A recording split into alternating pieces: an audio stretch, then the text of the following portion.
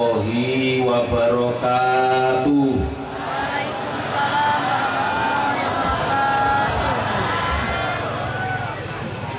Alhamdulillahi rabbil alamin, wabihi nasta'inu ala umuri dunya waddin, wala hawla wala quwwata illa billahil aliyil azim. Asyhadu an la ilaha illallah al-malikul haqqul mubin, wa asyhadu anna muhammadan abduhu wa rasuluh shadiqul wa'dil amin. Allahumma sholli ala sayyidina Muhammadin wa ala alihi wa sahbihi ajma'in. Amma ba'du. Qala Allahu ta'ala fi kitabihil karim, a'udzu billahi minasy syaithanir rajim. Bismillahirrahmanirrahim. Ya ayyuhan nas, qad ja'akum mau'izatun mir rabbikum wa shifaa'un lima fis sudur wa hudan wa rahmatul lil mu'minin. Faqala Nabi Muhammadin sallallahu alaihi wasallam, ittaqillah haitsu ma kunta wad'i sayyi'atal hasanatan tamhuha wa khaliqin nas bi khuluqin hasan. Al hadis au kama qala Rasulullah sallallahu alaihi wasallam. Dumateng ngarsanipun para habaib, para masyayikh, para alim ulama, bil khusus Bapak Kiai Mudakir Soal Bunyai, Bapak Kiai Munif, pisang saking Bapak Kiai Mudakir, aparatur pemerintah yang hadir, wali santri dan santri putra putri Pondok Al-Mubarok, bil khusus yang hari ini sedang mengadakan khataman Al-Quran. Alhamdulillah Bapak Ibu, mari kita menata niat kita kesini. Yang pertama ngaji, yang kedua khidmat khataman Al-Quran. Ya Rasulullah salamun alaik, ya Rafi'asa Al-Fatah ya Jibril, ya Ubaidal Judi wal Karami. Kaum muslimin kakung lan putri, jangan lupakan perintahnya Kanjeng Nabi, mencari ilmu setiap hari untuk keselamatan sampai kita mati. Ya Rasulullah salamun alaik, ya Rafi asyani wa daraji, al-Fatah ya Jibril alamin, ya Ubaidal Judi wal Karami. Niat ngaji supaya mendapat barokah pahala dari Allah Subhanahu wa ta'ala. Apa pahalanya?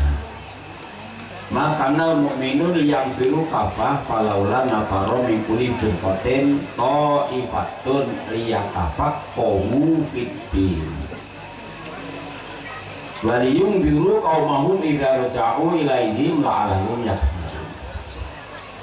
Tidak pas kalau semuanya pergi perang. Ayat ini diturunkan Bapak Ibu di saat itu untuk membela kelestarian Islam. Perang itu nomor satu. Kenapa? karena saking banyaknya orang-orang kafir yang menginginkan kematian Kanjeng Nabi Muhammad SAW sekaligus hancurnya, punahnya agama Islam. Tetapi Kanjeng Nabi tidak pernah mengajak ngeluruk, ngerti betul ngeluruk? Ngeluruk,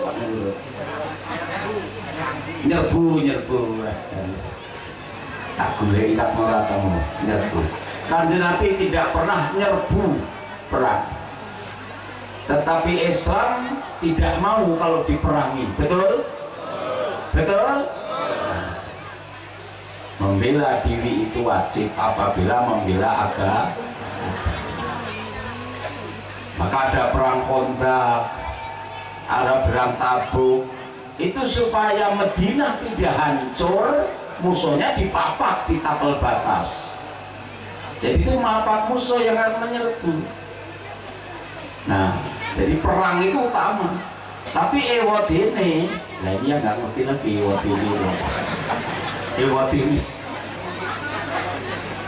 Namun demikian, nah kamu saya ini, bu, ewadene. Namun demikian, ternyata tidak baik kalau semuanya berangkat perang. Allah mengingatkan ini, apalagi cuma ke ladang, apalagi cuma ke pasar. Perang itu saja tidak boleh semuanya. Nah, maka al mu'minun yang firu kafah. Falau la nafara min kulli firqatin ta'ifatun, seyogianya dari kelompok itu ada sebagian yang tafaqquh fiddin, ngaji. Karena kalau berangkat semua, berangkat perang nanti orangnya bodoh semua. Karena di peperangan itu nggak ada pengajian, perang kok ngaji. Peperangan selama hidup nggak ada pengajian di sana. Nah kalau kita nggak ngaji, ya umat Islam bodoh semua. Karena amal itu wajib pakai ilmu. Lah ilmu harus punya guru. Ilmu tanpa guru sesat, ya. Guru nggak punya ilmu, ya itu guru pak, guru langsung. Nah, nanti yang berangkat ngaji ini dia tafaqquh fiddin, nanti akan pulang dari ngaji ketemu yang tidak ngaji. Nah, yang ngaji ini menularkan apa bahasanya, menularkan, menyampaikan ilmu yang dicari. Sama saja Mbah Yem Mudakir dulu mondok, rumah ditinggal, pekerjaan ditinggal, ya. Orang tuanya ikhlas nggak direwangi nyambut gawe. Wong anak ki ning omah ya malah ragate oke. Pemene nakal, bolak-balik nebus. Lho kene apa nggih? Makanya mondok gitu loh. Nah, setelah pulang mondok, lihat apa kok paling dulu omong tidak jauh menyebarkan ilmunya. Nah, ayat ini menjelaskan, dapat kita ambil satu pelajaran bahwa mencari ilmu itu bandingannya sama dengan orang perang. Gitu. Padahal kalau perang kita bawa bekal sendiri. Di sana ketemu musuh, kita bisa membunuh, bisa dibunuh. Kalau ngaji sama dengan bawa bekal, entok kotak. Boleh perangnya. Saya yang berarti kota mana terus turun. Salah satu ceritanya. Tapi ya nggak apa-apa, memang manusia itu oleh Allah diberi nikmat ngantuk, ya silakan menikmati ngantuknya. Bapak Ibu hadirin hadirat rahimakumullah, ayat ini coba diperkuat hadisnya Kanjeng Nabi Muhammad Sallallahu Alaihi Wasallam, man kharaja fi thalabil ilmi fahuwa fi sabilillah. hatta yarji. Orang yang berangkat dari rumah untuk mencari ilmu, maka keluar dari rumah sampai di tempat ilmu itu, dia diberi pahala sabilillah sampai pulang nanti. Nah, mudah-mudahan dengan menata niat kita ngaji mendapatkan itu. Yang kedua, akan diampuni dosanya semua. Sampean coba mencari di kitab kumpulan hadis Riyadhus Shalihin, ya, di bab doa ada malaikat setiap hari bergantian yang jumlahnya ribuan, diutus oleh Allah untuk mencari hamba Allah yang sedang berzikir. Nah, mencari ilmu bagian daripada zikir. Ketemulah di sini malaikat, terus berhenti untuk memayungi sampean, dipayungi sampean oleh malaikat. Nanti setelah pengajian malaikat soal kepada Allah, ditanya, dari mana kamu malaikat? Saking bukit, Gusti, ada apa di sana? Pengajian. Pengajian apa? Ataman Quran. Kiai ini siapa? Kamsudin Metro. Gusti Allah kok takok, Pak? Oh, Gusti Allah nggak ngerti. Itu namanya istifham takrir, ya. Bukan Allah nggak ngerti. Pada karo Pak Guru, kok karo murid, anak-anak, kalau Pak Guru 1 tambah 1 itu berapa? Apa guru ini goblok? Ora. Itu. Nah, ini menunjukkan bahwa apapun yang dilakukan oleh manusia akan ditanya di sisi Allah. Mau malaikat saja ditanya. Kalau malaikat jelas tidak pernah ada malaikat yang apa itu tidak melaksanakan. Nah, kalau kita ya banyak yang nggak melaksanakan, pasti ditanya, gitu. Nah, mereka minta apa? Minta surga. Minta apa lagi? Dijauhkan dari neraka. Saksikan malaikat. Ini panjang, saya potong-potong saja, panjang habisnya. Tapi intinya itu, saksikan mereka yang datang di situ, dosanya saya ampuni. Malaikatnya ngajel. Kenapa ngajel? Ada yang dari rumah nggak niat ngaji loh, Gusti. Ada yang nggak enak karena diajak. Ada yang ya karena mobilnya dipinjem, kalau dikasihkan nggak berani, nanti nggak enak. Tapi nggak niat dari rumah nggak ngaji. Enten betul nggak niku? Aku rate kok sopo enggak. Apa kata Allah? La ubali, saya nggak peduli. Apakah hamba itu dari rumah niat ngaji atau tidak? Apakah hanya mampir karena melewati tempat itu? Ketika sampai bubar tidak pulang, dosanya saya ampuni semua. Alhamdulillah. Nanti cari itu hadisnya di Riyadhus Shalihin bab doa, sama cari nanti. Nah, artinya ngaji ini luar biasa. Apalagi ngajinya hari ini khidmat khatmil Quran. Idza khatamal abdul Quran shalla alaihi inda khatmi situna alfa malakin. Ketika hamba Allah menghatamkan Al-Quran,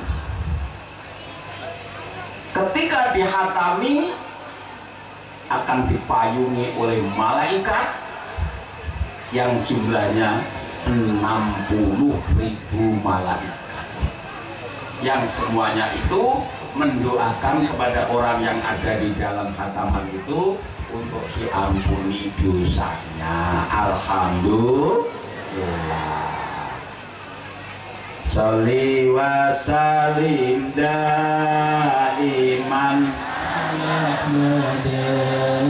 Sholli wa salim daiman ala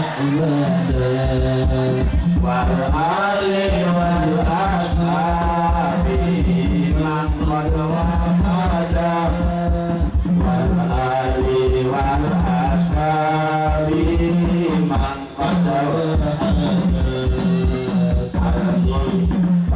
Al-Quran kitab Allah yang diturunkannya pada Kanjeng Nabi Muhammad untuk umatnya supaya tidak salah di dalam melaksanakan agamanya, supaya selamat dunia akhiratnya.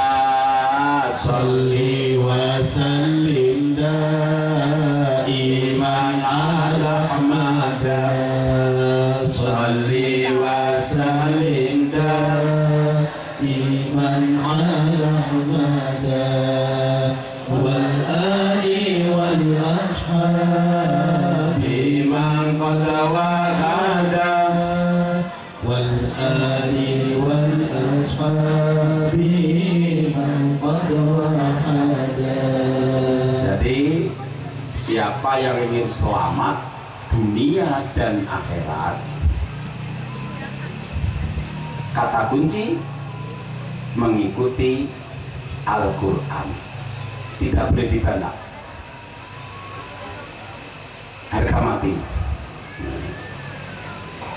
Kalau ingin selamat dunia, ingin selamat akhirat, ikuti Al-Quran. Pengen apik neng dunia, apik neng akhirat, wajib mengikuti aturan Al-Qur'an. Bu, kalau neng tadi nggak neng betul, tujuh nesu nggak neng betul mbak. Apa rahasianya? Karena saya pakai peci, itu bukan aturan saya sendiri. Saya wajib tunduk aturan yang buat peci. Kalau orang pakai peci, siapapun orangnya, apapun pangkatnya, tunduk sama aturan tukang peci, pasti bagus, pasti benar. Muncul sirah, sing ciblon tutupnya gundul. Niki aturannya kono. Senes aturan Samsudin. Nggih napa nggih? Aja ning Samsudin. Omahe sorpring Pak Jokowi. Gawe peci ganteng. Itu bukan aturan Pak Jokowi, ya aturan tukang peci. Pak Jokowi tunduk sama tukang peci. Dari aku gawe aturan dhewe, iso peci-peciku dhewe tapi elek. Lu kenapa saya pakai peci harus pakai aturan orang? Kenapa saya harus pakai aturan tukang peci? Wong aku iso gawe aturan dhewe apa? Bu, upama lho aku ngaji munggah ngene iki. Sampeyan mesti batin to ya. Lah kuwi kalah piro wong. Kenapa jadi jelek? Karena saya memaksa diri saya untuk tidak tunduk kepada yang membuat aturan peci. Kita ini kan hamba Allah, yang menciptakan Allah.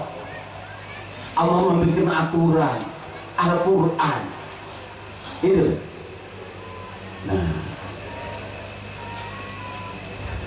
duribat alimudillah aina masukifu ila bihabli minallah wa habli minannas. Al-Quran mengikat manusia bagaimana caranya berbakti kepada Allah. Al-Quran mengikat hukumnya kepada kita, bagaimana cara kita hidup bermasyarakat. Ada orang bertanya, kamu pilih Pancasila apa pilih Al-Quran? Sampai menjawab pilih.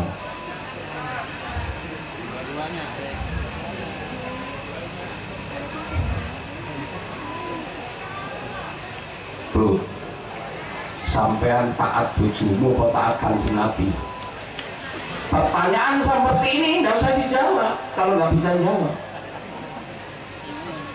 Kalau saya ditanya, Bu, sampean taat karo bojomu kok taat karo Kanjeng? Jawab saya taat kepada suami karena perintah Kanjeng Nabi. Ngono jawabane goblok.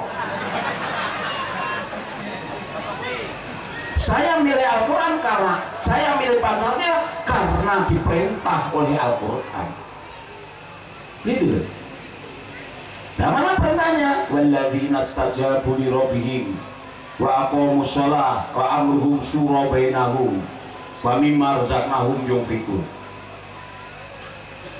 Mereka yang taat kepada Tuhannya, mentauhidkan, ya, dan taat segala perintahnya, menjauhi segala larangannya, dan mendirikan sholat. Kemudian perkaranya dimusyawarahkan. Maksud perkara di sini apa? Apabila kita punya kepentingan yang memang Allah belum memberikan aturan secara rinci, maka diserahkan kepada kita yang membutuhkan untuk bermusyawarah. Kita ora paham ya. Ngrikin di sana apa?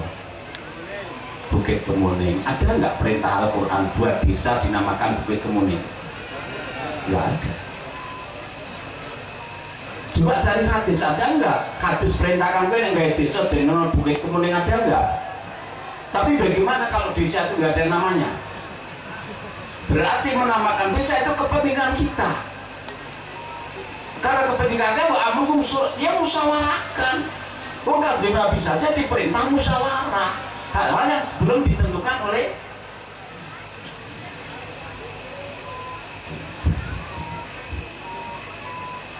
dan kalau yang bermusyawarah itu adalah warasatul anbiya, ulama-ulama, Kanjeng Nabi menjamin gitu.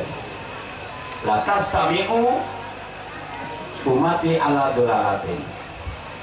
Umatku kalau berkumpul untuk menentukan sesuatu, pasti sesuatu tidak akan bertentangan dengan Al-Quran dan tidak menyesatkan. Ketika Indonesia merdeka, perlu bentuk Indonesia ini kayak apa?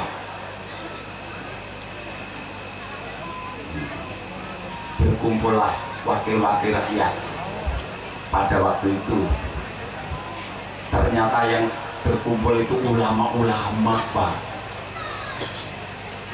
dari NU, dari Muhammadiyah, dari PSII. Kalau Pak Karno itu dikatakan ulama juga bisa karena beliau juga belajar agama. Kalau Bung Hatta itu juga dimasukkan kategori ulama juga nggak salah karena beliau juga tahu masalah agama. Memutuskan NKRI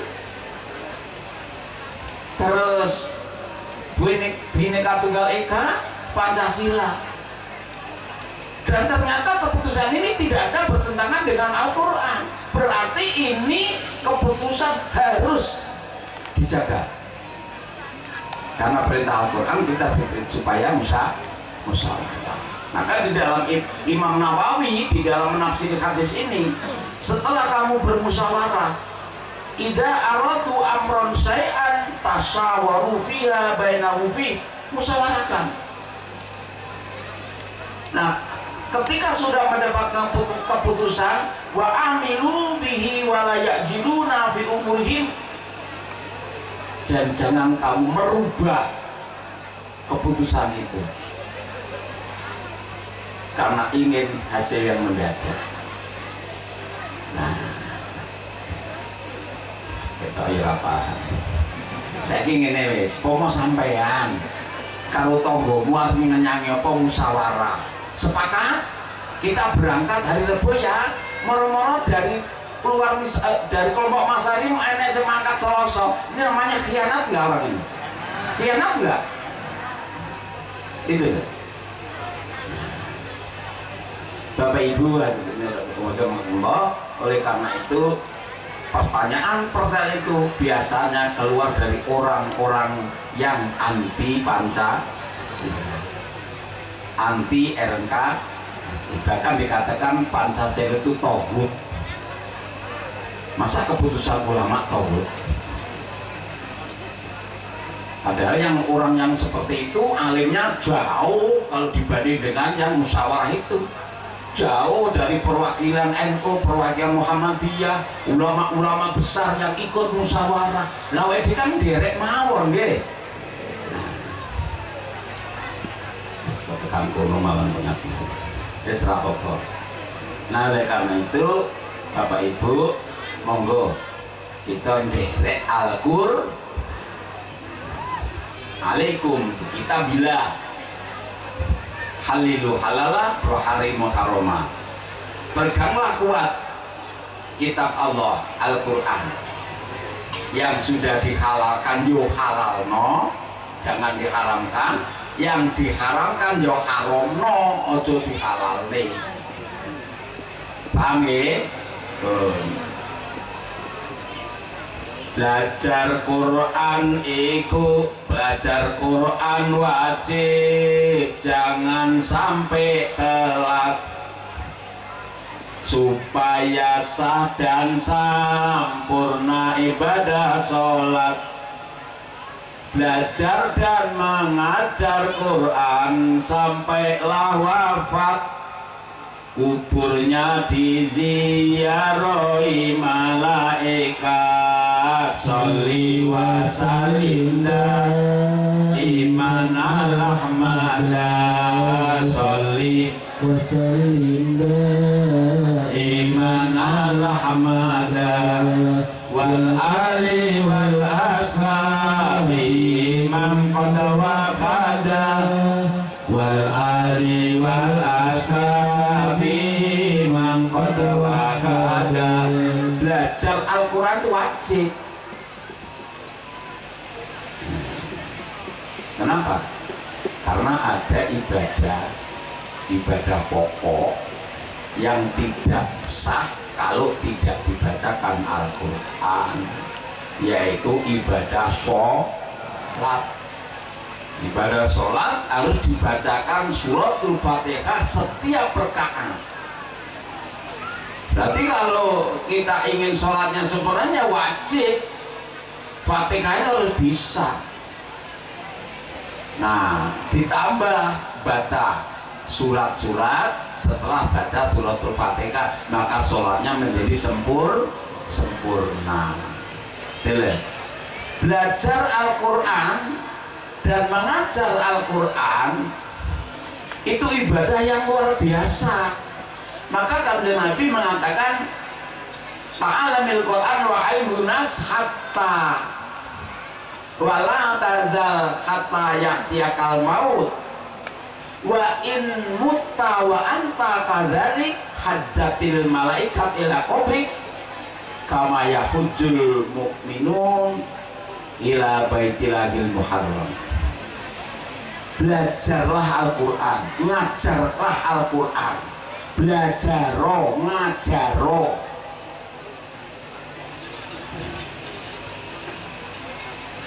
Artinya belajar Quran diajarkan lagi. Nah, iso bismillah, diajarkan yang ngadike, sing ngurung bismillah, diajarkan bismillah.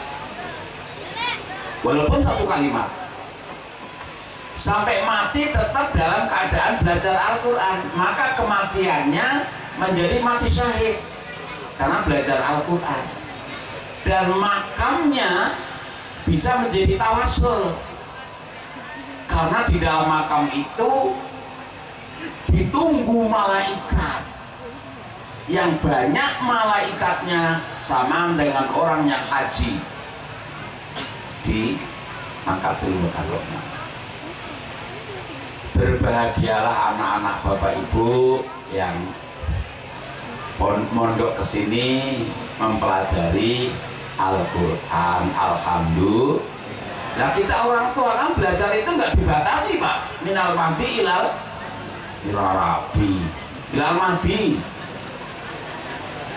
minal mahdi ilal lahdi korabi, dari ayunan sampai ulang landa.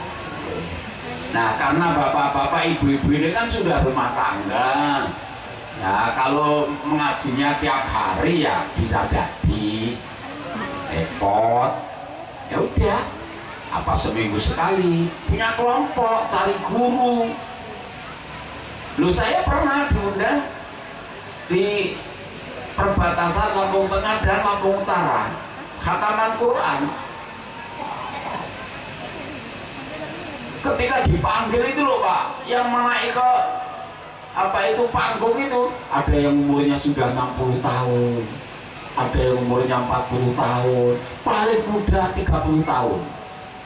Saya tanya sama kiainya, yai sing khataman niki napa yogane niki Pak? Masa kagum loh. Nah, itu berapa tahun? Ada yang 6 tahun Pak baru khatam. Ada yang malah belum khatam, yang mati sudah 2.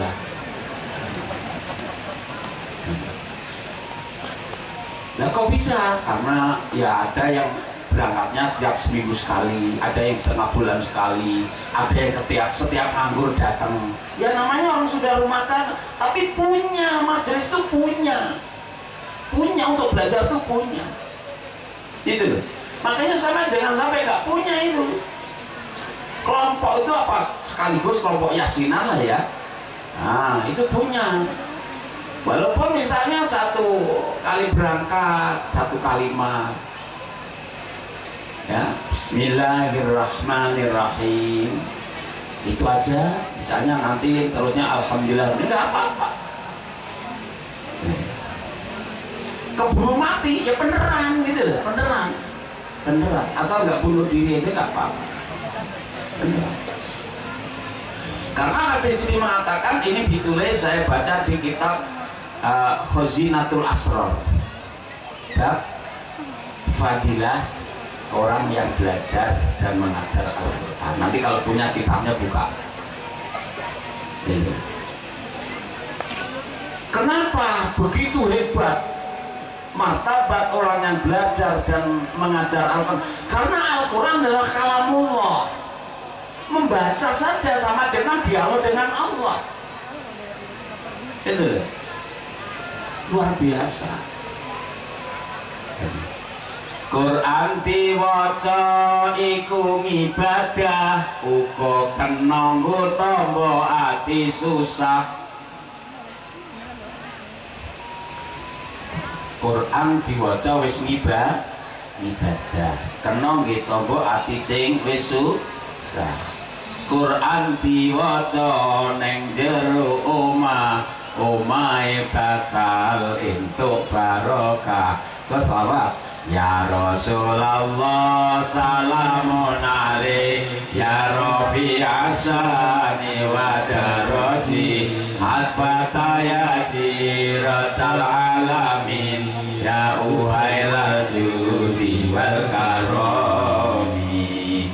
Membaca Al-Quran itu ibadah, walaupun tidak ngerti artinya. Yang sudah lancar nanti berkumpul dengan para nabi. Yang dia baca sulit sekali. Kalau bahasa hatinya takakok itu ya pokoknya rada pekok gitu loh. Dibuatnya sulit tapi mau. Itu malah dapat pahala 2. 1 dia niat membaca, yang kedua karena sulitnya itu diberi pahala oleh Allah. Gitu. Nah, itu ibadah. Bahkan Mbah Yai Abrori Akwan almarhum almarhumlah itu beliau Rois Suyah Nahdlatul Ulama, dan setelah beliau Mbah Yai Ma'ruf, setelah Mbah Yai Ma'ruf saya kepilih Rois Suyah NU Lampung itu dulu karena salah saya. Mau pas pilihan aku neng kono. Iki aku mulai kiai ini malah do mulai Pak susul neng omah pripun kula jemile sampean iki. Lah kula balik niku sampean ben dipilih aku. Lah iki kula sanggup sak periode mawon. Amin. Bapak Ibu hadirin, Mbah Yai Abrori Akwan almarhum Abdullah ramane Gus Maksum. Itu malah Pak Din, jangankan membaca, buka itu loh ganjaran. Dalil apa gen buka berarti senang. Wong di bojo kok senang mesti kerep buka. Oh, dalil aneh-aneh ya bener. Tapi wis kiai dalile mesti kok kitab oleh si yo tenang. Berarti senang dia mau buka Al-Qur'an. Ini loh. Jangan dibaca. Maka usahakan jangan tidak membaca Al-Qur'an di dalam sehari semalam di luar bacaan Fatihah di dalam sholat ya. Nah, ini. Nah, juga bisa menjadi obat hati.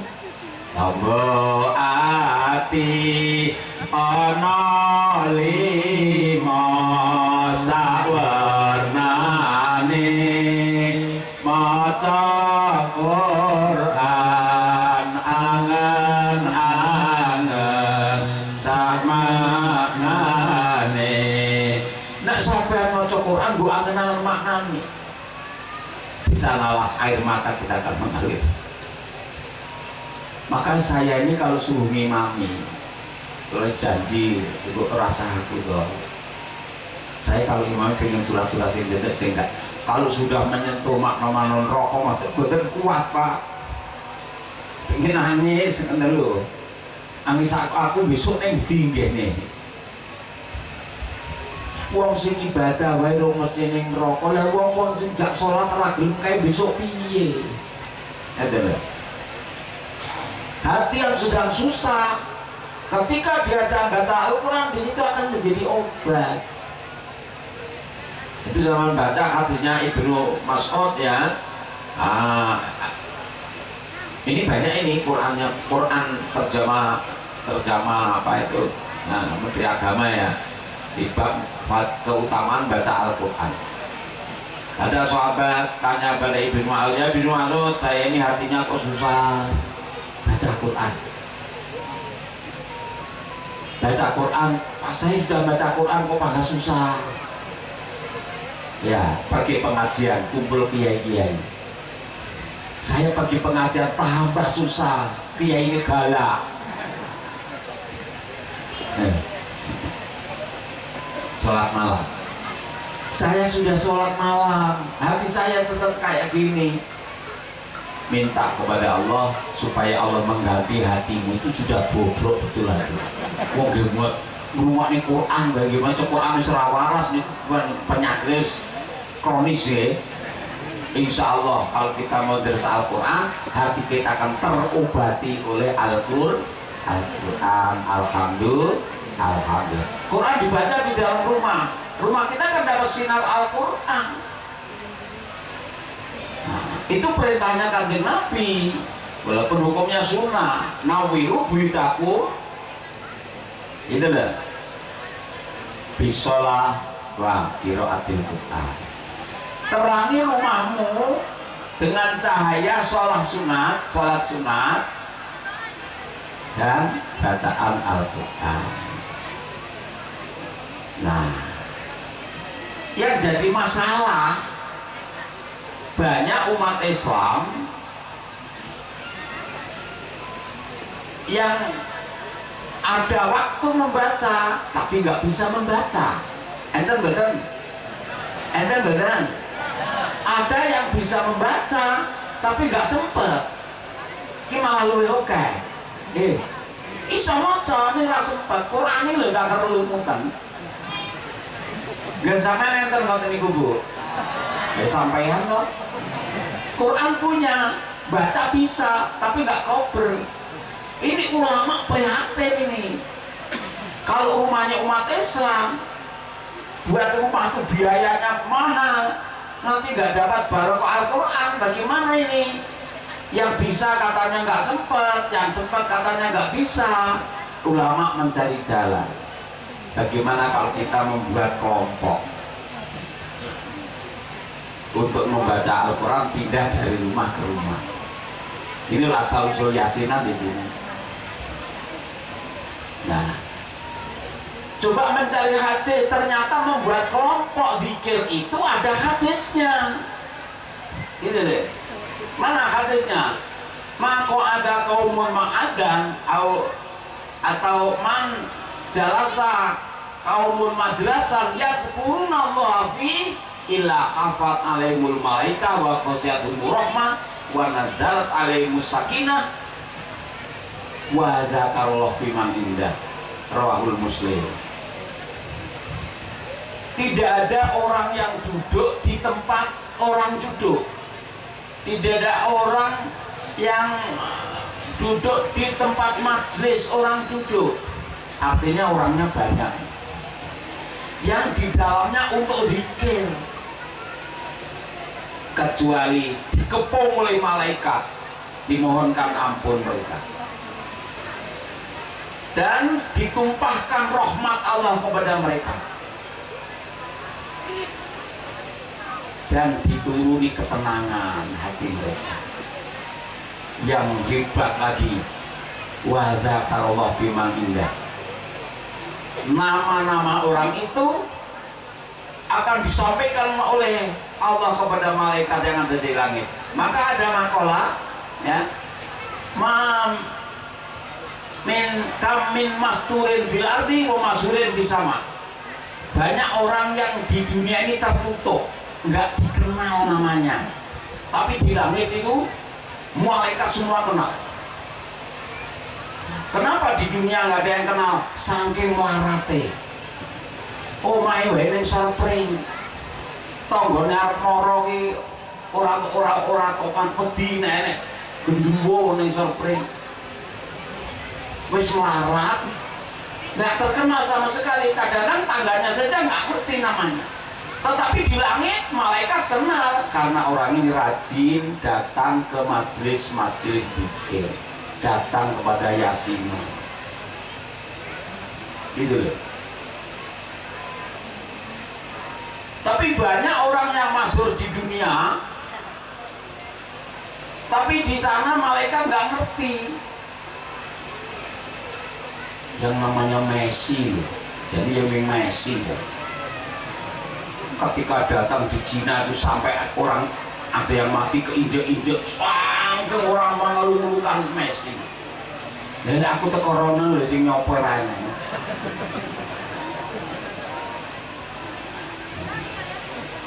Sampai ada yang menciptakan lagunya, sampai ada yang menobatkan keajaiban dunia.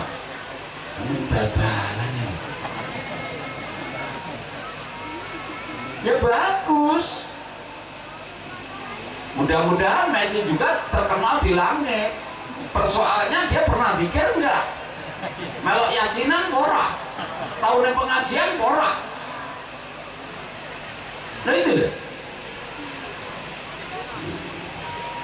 Wes, malah berkandaknya Messi ya, wong ini ngapain?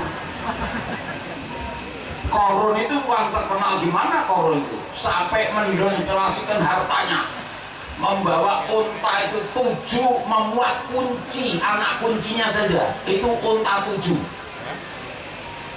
Berapa hartanya? Semuanya kalau bicara korun sak dunia terkenal, tetapi di langit nggak ada namanya, malaikat belas. Kenapa? Karena dia tidak pernah zikir. Muga-muga sampean terkenal yang dunia, terkenal yang langit, amin. Di dunia terkenal lumane. Nek pengajian teko dhisik, nek enek kotak liwat akeh dhewe. Pret. Sampean luman, ahli ngaji, anak ibu terkenal tur yo ahli ibadah, alhamdulillah. Gitu loh. Nah ulama memilih membuat majelis. Nah terus baca Quran, zikirnya pakai Al-Quran. Perintah baca Al-Quran tidak harus khatam. Nah yang diajak itu ditanya loh, mau nggak khataman? Waktunya berapa jam yai kalau khataman? Subuh sampai isya. Betul derek yai. Nah apa? Lama itu wedhus kula luwe. Ini ra gelem kedawan. Kula Allah wahad, malah nggih kecepetan ye. Masuk agak ibu mulai.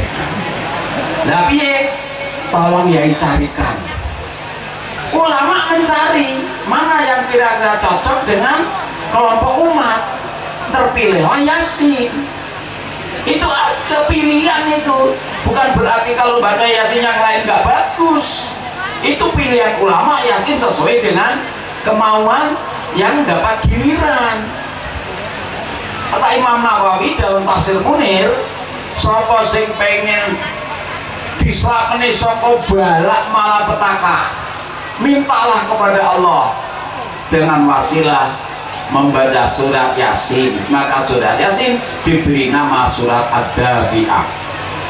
Siapa sing pengen hajatnya terkabul, anaknya pengen lulus, konek nyalon DPR ya pengen kepilih, tapi Yasinan orang pas pilihan tok ya. Mintalah kepada Allah wasilah dengan baca surat Yasin. Siapa yang sudah punya keluarga meninggal dunia, ingin diampuni dosanya, mintalah kepada Allah dengan membaca surat Yasin. Ternyata kemauan-kemauan itu ada dalam masyarakat, cocok dipilih karena surat Yasin itu pilihan saja. Gitu loh. Nah, Bapak Ibu, nah jamaah mau. Gitu loh. Nah terus waktunya kapan Yai? Ya terserah, nganggurmu kapan. Wah, anu Yai, sampai harus pilih ini. Lah kalau Yai milih ini kan milih Senin Selasa, Rabu, Kamis, Jumat, ternyata yang paling bagus Nah, ya udah bagaimana kalau malam Jumat? Ya mau nggak Yai, pilihan itu. Bukan berarti kalau nggak Jumat nggak boleh, tapi kalau sepakat malam Jumat jangan datang malam Rebo. Enggak apa enggak? Nah, berarti Yasinan dari rumah ke rumah menjawab hadisnya Kanjeng Nabi, nawiru buyutakum bisolah wa qiraatil Qur'an. Nah, di samping niku kula panjenengan nggawe kumpulan zikir marang Allah Subhanahu wa taala melalui membaca Al-Qur'an walaupun hanya surat Yasin. Omah kang ora diwaca Qur'an iso dinggeni gendruwo setan. Mula aja ngasi blas babar pisan rakit tanggilir jamaah Yasinan. Mulai omahe digawe Yasin berarti rumah kita disinari Al-Qur'an. Apalagi yang datang 40 ndonga bareng padha kardungane wali. Seharusnya kalau kita paham, yakin, ya kalau lama nggak datang giliran kan tanya lah, kapan tau mas kok nggen aku Yasinan ki kok suliman no. Tapi nek nggen aku ora ngarep-ngarep nek kegiliran su. Pak, malam Jumat gilirannya tempat si Pak Anu, orangnya yang diem aja gitu. Tidak laku. Sampai rumah ngomong kalau sudah Bu, malam Jumat nanti Yasinannya ke tempat kita. Lah kok ini bolak balik. Masya Allah. Padahal Pak Bu, kalau sampean dapat giliran Yasinan, rumah sampean dibacakan Al-Quran, berdoa bersama-sama, dan nama sampean dipamerkan di malaikat langit. Alhamdulillah. Bapak ibu anake mulangan Quran, golekno guru supaya ta ing wacan. Golekne guru, carikan guru. Anak kita wajib mengajari anak kita kepada Al-Quran. Kalau nggak bisa sendiri ya carikan guru supaya bacaannya pas, gitu ya. Sapa wonge anak pinter maca Quran neng alam kubur senange ora karuan. Enggak selawat. Allahumma sholli wa sallim ala sayyidina wa maulana Muhammadin adada ma bi'ilmillahi sholatan daimatan biyawami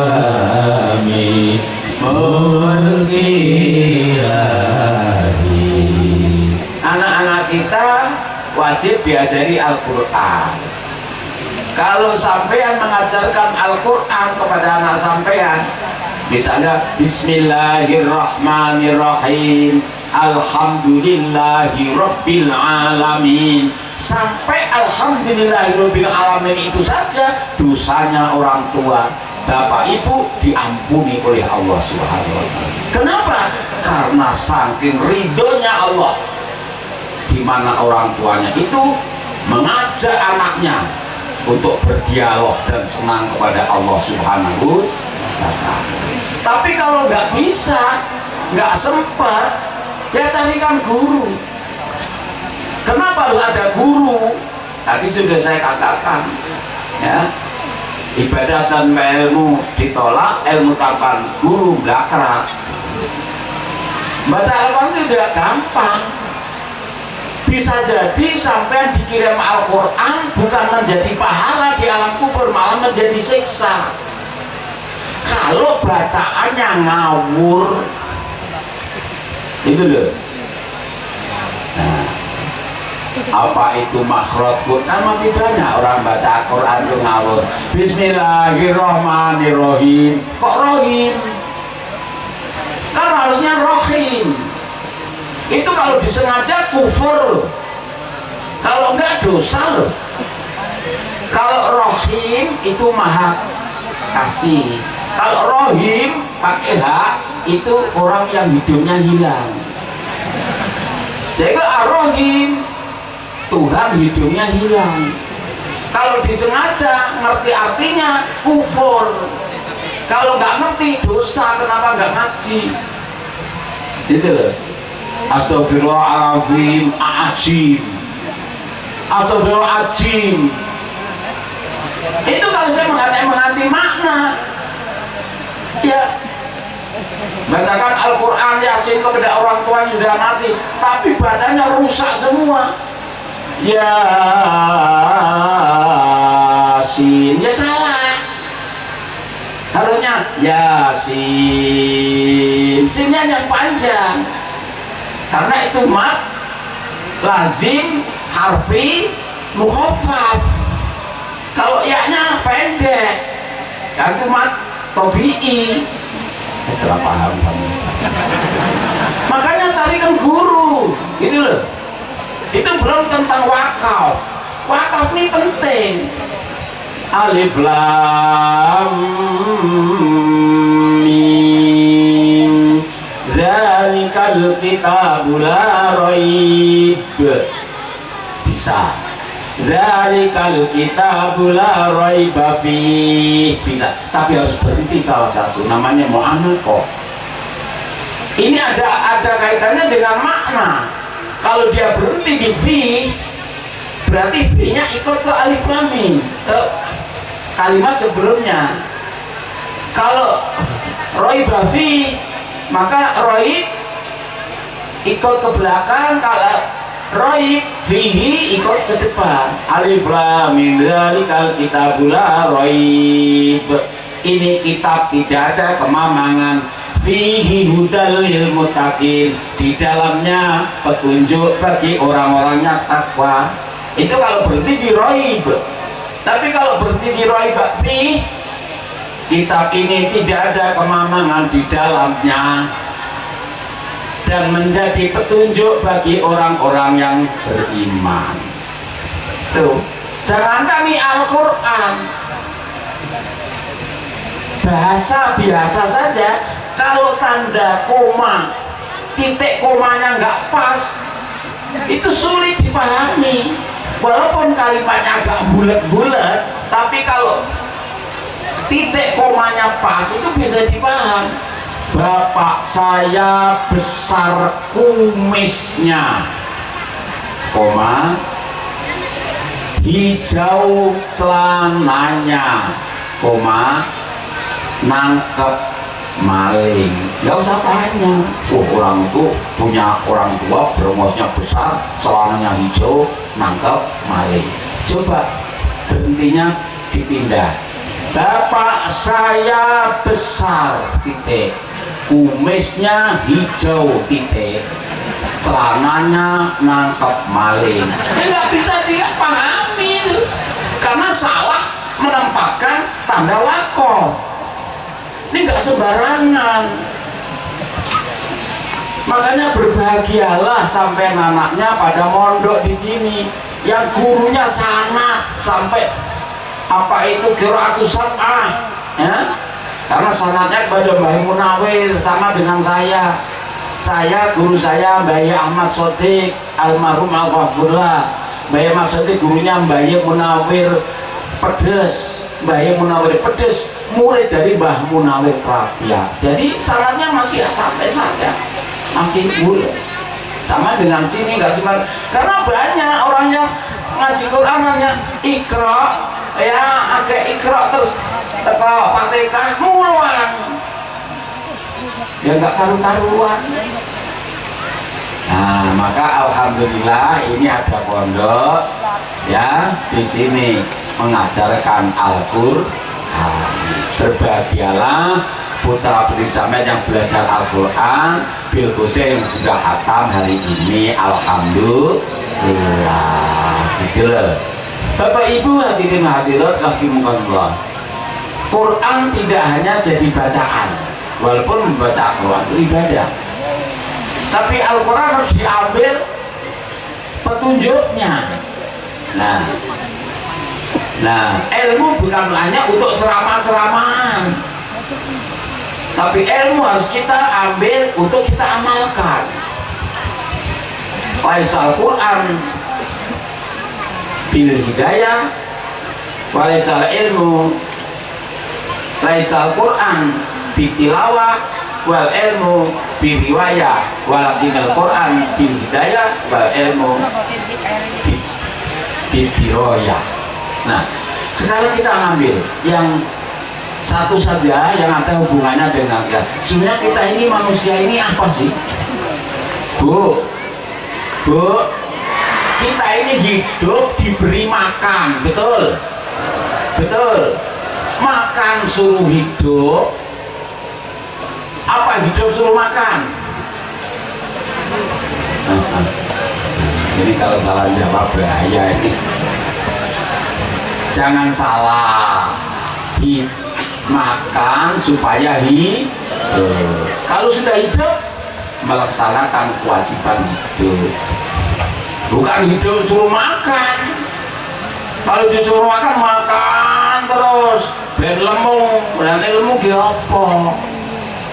Kalau hewan hidup suruh makan biar lemu, kalau sudah gemuk harganya mahal. Lek manusia kalau mau didol payu gak dibelai wae enak. Berarti Allah memberikan hidup, memberikan rezeki supaya hidup. Tugas kita apa? Ibadah. Jadi apa? Khalifah fil ardi. Gitu lah. Apa khalifah itu?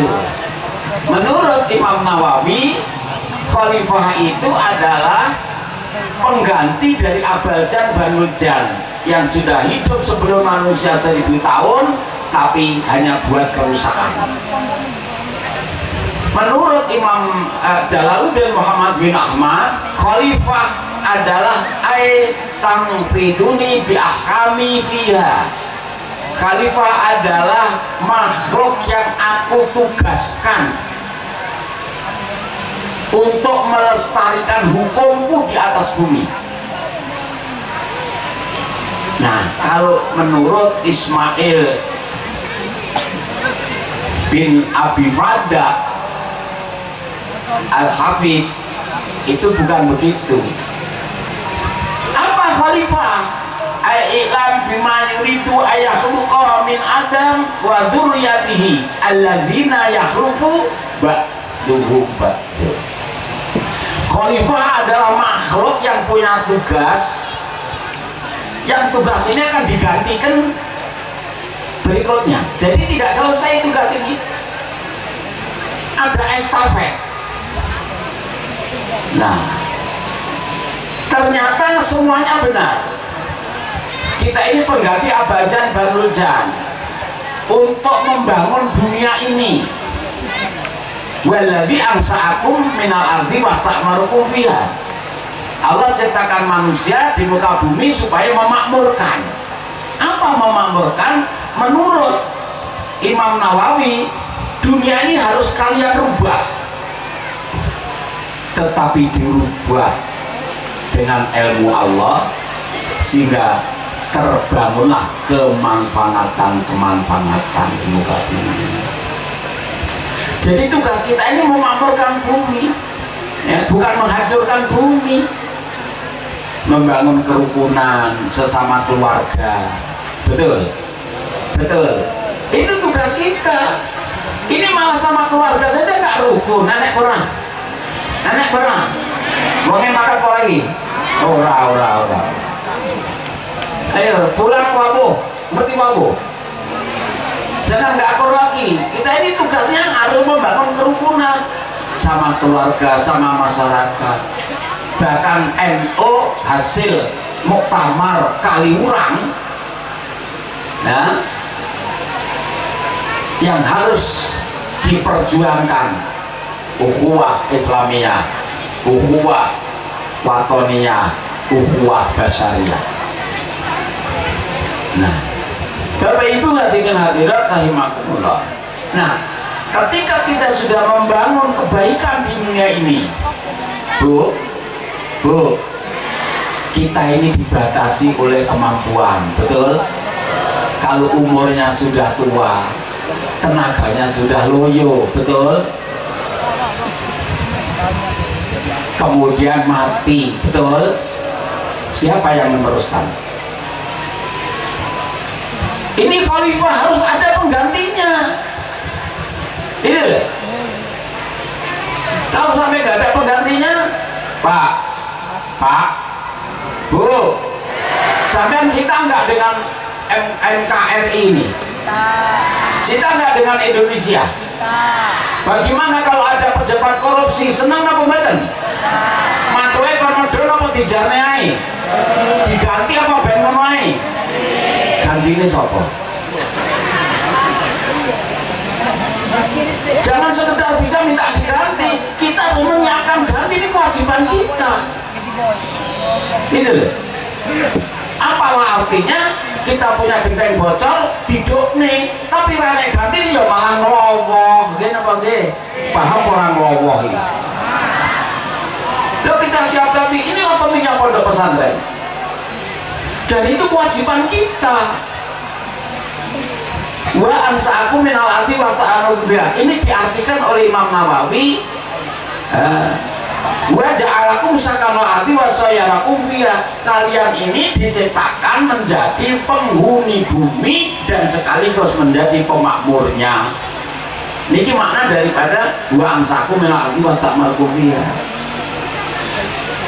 Ay ja'alakum mu'amirina laha, mu'amirina diarakum taskununaha wa tatraku li ghairikum. Kita wajib membangun bumi ini untuk lebih maslahah. Tes ngene. Ya tak ya paham. 100 tahun yang lalu. Tes kaduan. 50 tahun yang lalu, kene iki kira-kira apa isine? Belum karo, saya apik ngono malah rane apa-apa.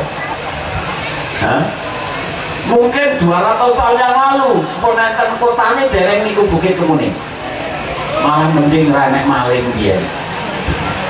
Tapi begitu manusia banyak, ternyata banyak penjahat. Mira bangge. Siapa yang menyebabkan? hati-hati nih. Innallaha la yughayyiru ma biqaumin hatta yughayyiru ma bi anfusihim.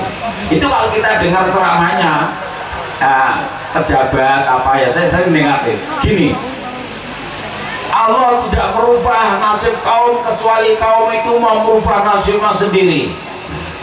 Itu ternyata menurut Imam Jalaluddin kurang lurus.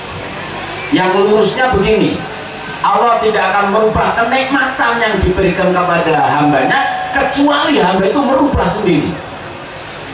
Bu, ketika bayi lahir, Masya Allah tadi lupa, mudah-mudahan cucunya Mbak Yai Mudakir, cucunya Mbak Yai apa ini lupa, Mbak Yai Hanif yang diberi nama Ahmad Faizir Rahman menjadi generasi penerus para ulama, manfaat dunia, manfaat agama, alhamdulillah. Makanya nanti di kayak Gunung Ape, di Akekoi itu sekedar kalau kita bangun masjid itu peletakan batu pertama, bentuknya sudah tergambar. Tapi apalah artinya peletakan batu pertama kalau tidak diteruskan? Banyak orang-orang yang punya cucu, punya anak di Akekoi, nekakne kiai berjanjenan tapi baru gede rakon ngaji, belakang dijamin kan betul di wongi. Artinya kita membangun bangunan hanya setelah meletakkan batu pertama sudah ditinggal, ya nggak ada artinya. Itu. Nah, ayat ini wa ansakum lagi wastaqul fiha ternyata masih ada bahasanya lagi. Ai ja'alakum mu'amirina diyarakum taskununaha wa tatraku li ghairikum. Kalian dijadikan oleh Allah penduduk bumi dan wajib memakmurkan bumi yang kalian tempati. Berarti kalau kita orang Indonesia yang harus kita makmurkan juga Indonesia. Kalau sampean berada di Kecamatan Bukit Kemuning, wajib orang-orang Kecamatan Bukit Kemuning bersama dengan Pak Camat, bersama dengan Pak Lurah, bersama dengan Pak RT, Pak RW, Pak Kiai memakmurkan Bukit Kemuning. Tasgununah diaroku. Nah, sampai kapan? Mudata amarikum, selama nyawa masih ada. Gitu deh. Nah, setelah ini jadi, awas, watatroku ligorikum, ini akan tinggalkan kepada selain kita. Estafet. Pertanyaan, Bu, Pak, bagaimana kalau yang kita serai itu nggak bisa?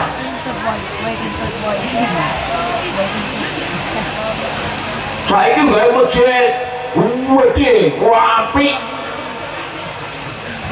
Bagaimana 100 tahun lagi? Bagaimana 50 tahun lagi? Digedein apa tidak? Ini nggak guyon. Dari Spanyol itu 750 tahun Islam jaya di sana, ulama-ulamanya luar biasa. Sampai apa itu Alfiah bin Malik itu adalah karangan ulama sana. Tapi sekarang nggak ada lagi orang sholat di sana. Masjid habis tinggal satu saja untuk museum. Nah kita kan belum sampai 750. Kalau kita mau tanya kenapa? Karena nggak diopeni. Barang apik radio openi, nggak mungkin saya apik. Gini apa sih? Barang apik ora diopeni, nggak mungkin saya apik. Apa meneh barang elek? Nah, maka hasil pembangunan kita ini adanya pondok pesantren dan sebagainya, kita wariskan kepada mereka. Sekarang kita membangun warisan ono papat yen mati dadi rebutan, siji nyawa loro bandha telune iman, papat daging kulit nok jero kuburan, singgat blatung rame-rame dorayahan Allahumma sholli wa sallim ala sayyidina wa maulana Muhammadin adada ma bi ilmillahi sholatan daimatan bidawami mulkillahi. Nyawa sing rebutan nyawa sapa? Malaikat karo dokter. Menang di malaikat. Yang kedua bondo. Kalau kita mati meninggalkan harta benda, ini kalau dijadikan rayaan sing ngerayah sapa? Nah, oleh karena itu mari yang kita tinggali harta. Kalau harta saja dihabiskan nggak apa-apa, tapi kalau perjuangan kita dirusak oleh anak-anak kita, ya kita akan menderita di akhirat nanti. Mau bangun masjid apa-apa malah kosong, akhirnya dibal berkorane gunane. Ini terjadi. Oleh karena itu membangun generasi menjadi anak yang soleh solihah menjadi kewajiban kita. Nah oleh karena itu dimulai dari orang tua. Pak, Bu, Pak, kalau kita ninggali barang apik ning gone anak putu niku pantes napa pantes? Nek ninggali barang elek ning anak putu pantes napa pantes? Mari kita orang tua mulai sekarang berbenah diri. Andai kata masih punya kelakuan kalau nggak pantas, berhenti. Anak kita sedang mondok, berhenti. Kemudian anak-anak kita siapkan untuk meneruskan, karena ini saya estafet. Walaupun kita sudah mati masih ada hubungannya nanti. Nah, maka pondok pesantren ini suatu tempat yang paling bagus. Gitu. Nah mudah-mudahan anak sampean di pondok ini menjadi anak yang soleh dan solihah. Dina malam Jumat ahli kubur akeh sing bunga. Tuk kiriman donga zikir yasin lan sedekah sangka anak putune kang saleh salihah dulur tangga kanca kang ahlu sunnah wal jamaah. Nanging ana uga sing nangis sesenggukan ngarep-ngarep anak putune ra aweh kiriman donga yasin tahlil apa maneh sedekahan padha rame-rame ngentekne bondo warisan. Allahumma sholli ala Muhammad ya Rabbi sholli alaihi wa sallim bihubbi sayyidina Muhammad nurul ibadri huda mutamam. Mula monggo dilebokne teng pondok ben dadi anak sing saleh salihah. Pondoke wong eno tapi enten lho nggih. Lah niki teng mriki enten SD-ne. Alhamdulillah. Lah sampeyan pengen anak saleh salihah, anakmu ning SD negeri tok. Agamane seminggu pisan kadang-kadang gurune sok ranyang barang. Kok dadi anak saleh salihah kon iki? Lek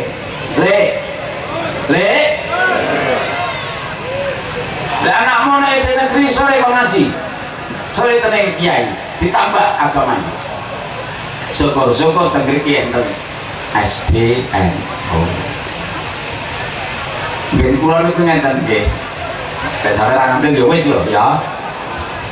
Jamaah saya nih, yang satu anaknya di pondok ning nggone SDNO, yang satu enggak. Ya SD tapi begitu NU. Kelas 5 yang dari SDNU ini sudah apal Yasin, apal tahlilan, iso ndongakne wong tuwa. Lah sing ora ning EDN iki lho malah ra oleh yasinan. Dongane wong mati iki jare ora teko, terserah sampean. Kalau sampean ingin didoakan oleh anak, karena yang dijamin oleh Kanjeng Nabi doanya sampai adalah doanya anak yang soleh. Waladun sholihun yaqula. Caranya pondok pesantren.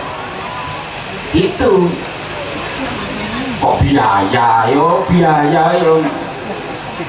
Ora gelem biaya yo biayaan yo. Namanya hidup ya ada biaya, di rumah ya ada biaya. Lha padha-padha anak di pondokne karo ora ya beda, anake Nabi Lut Kanan enggak di pondokne malah amor wong kafir. Karo bapake bantah kok. Nah. Kanan. Jangan bersama orang kafir. Mari ke perahu ini yang bisa selamat. Sa'awi ila jabali yasimuni minal ma. No, nggak mau lagi manggil Pak. Kurang ajar tuh. No, jangan disangka di dalam perahu yang selamat. Saya karena di atas gunung, di sana lebih selamat. Ternyata wahala bainal maut bakana minal lughati. Setelah terhalang pandangannya Nabi Nuh dan Kanan dengan ombak yang besar, begitu ombak hilang, Kanan mati tenggelam bersama-sama orang kafir. Anak Nabi, pemenang anakmu. Tapi karena anaknya Nabi berhenti pondok nih, Rabbana inni askantu min dzurriyyati biwadin ghairi dzari inda baitikal muharram. Gusti, anak cucu saya supaya menjadi penerus perjuangan saya pondok nih di tempat yang tidak ada tanam tumbuh. Karena pondok ini orangnya kesenangan HP nggak oleh HP lah itu ngaji. Wes kiai ini nyekel HP, santri nyekel HP rasih ngaji. Gitu. Nah, indah baitkal muharram nanti supaya bisa mendirikan sholat dan menjadi anak yang soleh. Nah, ternyata umur 12 tahun Nabi Ibrahim diuji. Ismail belen tanggal 8 Zulhijjah. Apa iya? Kalau itu setan mau saya Nabi. Tapi kalau itu wahyu, apa iya anak suruhnya belek?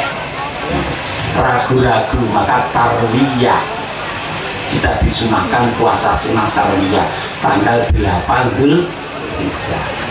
Malam tanggal 10 mimpi lagi, Ismail belen Wiler Jibril sudah di situ.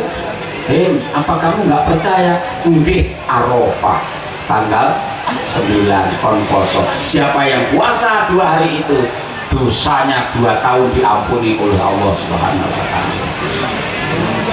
Ketika sudah diperintah itu nak Ismail, ya bunaya ini arafil manami ani ada bahu kafantur magataro. Ismail, apa bah? Saya diperintah oleh Allah suruh nyembelih sampean. Itu pun kalau sampean mau. Kalau nggak mau ya saya gagal melaksanakan perintah Allah. Apa jawabnya Abatit al-Maktub marsata jiduni insyaallah minasobir. Wahai ayahku, laksanakan karena itu perintah Allah. Insya Allah saya menjadi anak yang sabar. Karena dididik, coba anakmu Rene tak boleh kowe lak ketok dulu Pak. Kenapa Ismail begitu mau ditumpangi Baman sudah sehari semalam jumpa nggak tegas? Ini diterangkan dalam kitabnya Osman As-Sekir ya. Wah tegas merucut Baman. Nabi Ibrahim nesu. Baman kurang ajar, ini ibadah rewel. Pedangnya ngomong, kamu kok marah? Ya, marahlah. Saya kan sudah gimana? Kurang apa? Sehari semalam kan saya nazirin kamu, tinggal melaksanakan kok. Saya mau tanya, apa? Kalau ada perintah yang berbarengan, yang pertama perintah dari hamba, yang kedua dari Allah, tapi bareng datangnya. Mana yang harus saya diminta? Ya dari Allah. Nah itu makanya saya nggak tegas, karena Allah melarang saya supaya nggak tegas. Loh tapi Allah perintah saya supaya nyembelih. Nah bareng mak perintah pas maghrib diperintah sholat, tonggo mu perintah genduren. Ini kira-kira sholat dhisik pengenduren dhisik.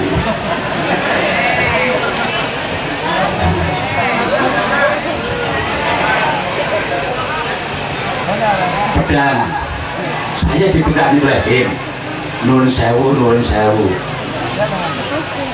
ketika sampean menumpang nih gaman di lehernya Ismail ada satu rambut, hatimu tidak ikhlas, betul? Pedang Ismail ya anakku kon beleh hatiku rata-rata karena satu rambut saja gak ikhlas ditolak korban. Maka kalau korban yang ikhlas lerung ewu didelok naik, ya Allah nih aku masih kurang ewu ya nek kalau saya keterasa ditikok nih naik kok jalur jujur padahal ngaji disiap nih aku nyane rong ewuan aku mesti enek panitia keliling ini rong ewuan sing ikhlas ya Pak, begitu ikhlas dikabin. Akhirnya Nabi Ismail, Pak saya juga begitu Pak, masa mau sekarang perintah kok diikat berarti nggak usah diikat Pak, nggak usah diikat. Nah gimana sampai supaya ikhlas belinya sambil di belakangnya, nah nanti nggak pas pedangnya saya yang gitu deh. Sampai hanya orang dua saja, Nabi Ibrahim sama Nabi Ismail, malaikat semuanya buyar, nggak tahan melihat hambanya yang ikhlas itu. Coba kalau kita punya anak seperti itu, luar biasa ya. Nah begitu sudah tarik saja supaya hatinya kuat, dia takbir Allahu Akbar, Allahu Akbar, Allahu Akbar. Nabi Ismail nyauri Allahu Akbar, la ilaha illallah, Allahu Akbar. Tarik Pak. Nabi Ibrahim nggak mulai. Lah nek ibadah, nek ngamal rasa ditoleh-toleh, ben ikhlas nggih. Engko tekone panitia, oleh piro mau? Mene, anek limang apa ketan enggak? Enek, lupa aku. Rasa tekone ketare. Terus ada nyauri Allahu Akbar walillahil hamd. Oleh ternyata Nabi Ibrahim Allahu Akbar, Allahu Akbar, Allahu Akbar. Nabi Ismail la ilaha illallah, Allahu Akbar. Malaikat Jibril Allahu Akbar walillahil hamd. Oleh kaget Nabi Ibrahim, loh kok kamu Ismail masih hidup? Iya Pak. Lah yang keluar darah tadi kambing. Secepat kilat orang yang ikhlas pahalanya diwujudkan oleh Allah Subhanahu wa Ta'ala. Nah, itu kambingnya siapa? Kambingnya Kobil 1800 tahun yang lalu. Bahkan ada yang katakan 8000 tahun yang lalu. Ada hamba Allah yang namanya Kobil berkorban domba. Domba ini ditarik di surga. Dan ini untuk cucunya. Sampai berkorban untuk pondok ini, untuk cucu-cucu kita, anak-anak kita. Kita berjuang sekarang, kalau kebaikan itu akan diterima anak cucu kita. Mudah-mudahan pengajian ini dapat menggugah hati kita, anak-anak di pondok nih, rasalah nih jadi komentar, jadi anak sing soleh-solehah nerus nih perjuangan itu lo sampean menjawab tugas dari Allah Subhanahu wa Ta'ala. Ala dunia wali dunia tunsolika al-fatihah. A'udzubillahi minasyaitonir rajim. Bismillahirrahmanirrahim. Alhamdulillahirabbil alamin arrahmanir rahim maliki yaumiddin. Iyyaka na'budu wa iyyaka nasta'in ihdinas siratal mustaqim. Shiratal ladzina an'amta 'alaihim ghairil maghdubi 'alaihim waladdallin. Allahumma shalli 'ala sayyidina Muhammad wa 'ala ali sayyidina Muhammad sayyidil awwalin wal akhirin. وسلم ورضى الله تبارك وتعالى عن كل صحابة سيدنا رسول الله أجمعين. بسم الله الرحمن الرحيم. الحمد لله رب العالمين حمدا وافي نعمه ومكافئ مزيدا. يا ربنا لك الحمد كما ينبغي لجلال وجهك الكريم وعظيم سلطانك. اللهم صل على سيدنا محمد صلاة تنجينا بها من جميع الأهوال والآفات وتغفر لنا بها جميع الحاجات وتبلغنا بها من جميع السيئات وترفعنا بها أعلى الدرجات وتبلغنا بها سببا من جميع الخيرات في الحياة والممات. ثم جعلنا وأولادنا وذريتنا وتلاميذنا وذريتنا مع الله يا الله يا الله يا الله من العلم والخير ونخص بالصلاة أحمد فايز الرحمن هذا الأمين والخير من هذا الأمين والخير وتجعلنا وإياك نستعين. ربنا آتنا في الدنيا حسنة وفي الآخرة حسنة وقنا عذاب النار. سبحان ربك رب العزة عما يصفون وسلام على المرسلين والحمد لله رب العالمين. Kurang lebih mohon maaf. Wa'alaikum. Wassalamualaikum warahmatullahi wabarakatuh.